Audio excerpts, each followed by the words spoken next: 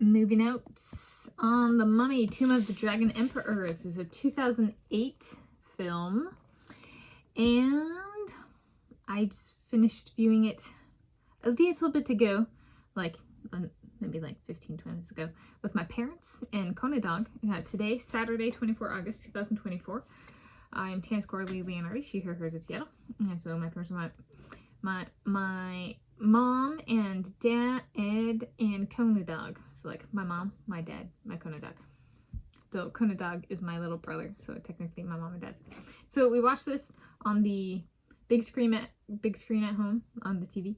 And my description for the movie for this viewing is a fiction. It is a fiction film about a husband and wife, or a husband-wife duo, fighting an awakened Chinese emperor with the help of a few family members and an over 2,000-year-old female Chinese tomb guardian.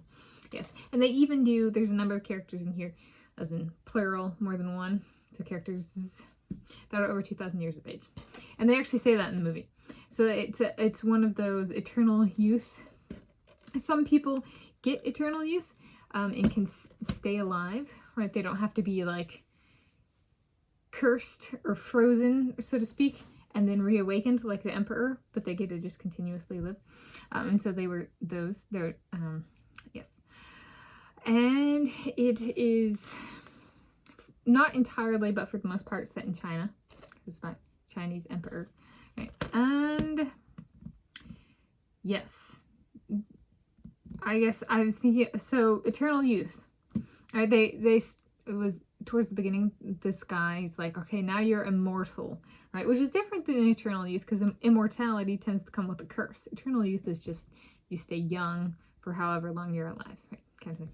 Although I think they do say it doesn't the mom threaten the younger one, you have to give me your immortality, so there is a curse. But okay, it's Hollywood, but since Hollywood said it's true, you can live for over 2,000 years, eternal youth, accept the terms and conditions of it.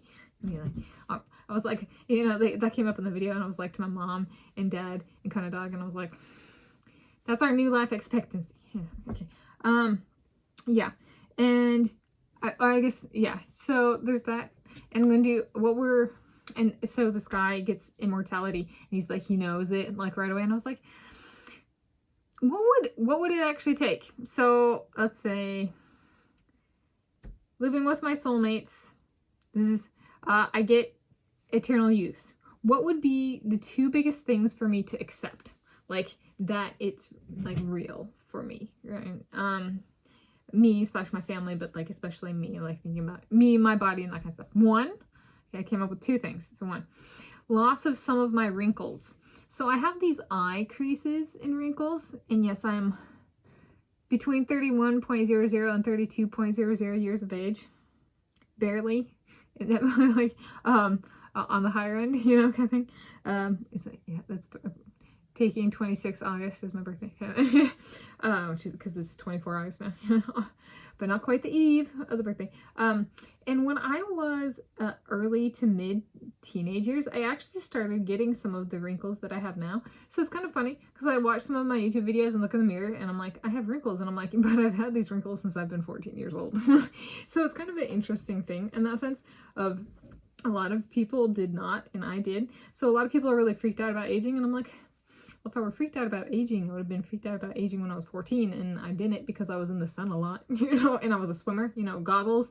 If you wear tight goggles, it should crease the eyes. And I have sensitive skin, and I've always got, I had skin cancer and stuff, and dermatologists tell me I have really good skin. Right, so putting, plastic goggles on the face, of course, it's going to crease naturally good skin, right? So, point being, the wrinkles going away would be one for me. Right?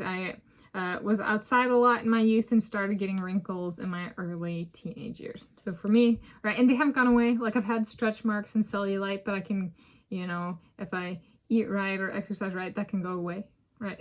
Skin can loosen, skin can tighten. So for me, wrinkles are the only one where I was like, this is one that hasn't fluctuated. All right. Okay. And then the second one is having more than one soulmate. So, and my soulmates being okay with me having each of them in my life. Them being okay with each other. and having my family/society be okay with me having more than one soulmate, privately and publicly. I have not had this in my lifetime, and per my life experience, for a female, it is lesser known than women who have multiple sexual partners sequentially, and women who have multiple husbands, only not at the same time. Right? So it's common for women to have more than one man, but they don't typically stay committed to them for life, which is different than me. Right? I'm committed to my soulmate for life and through death and beyond, and before, especially since they're older than me. Right? There's that component of it is they're like, okay. And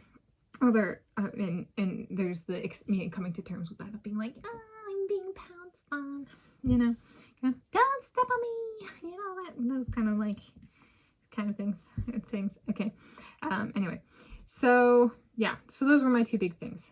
And for some people, it's not necessarily a big deal, the multiple soulmates thing, but for me, right, these are two things that are specialized to myself, like that would be these things happening. That's my grounding, perhaps, so to speak. And it'd be different, I would guess, for different people, but those are the two for me. And then something I was thinking about is, does eternal youth work differently for identical twins such as Karsten and Elon? Yeah, so it does it? Might not. I would hope not. It's not like, I would hope it doesn't treat twins or triplets or quadruplets or however, n-tuplets, right, where n is the number, as inferior, like they have to share their eternal youth. No. No sharing. I want my Karsten and I want my Elon, right? That kind of thing. Like, and no half-life or anything like that.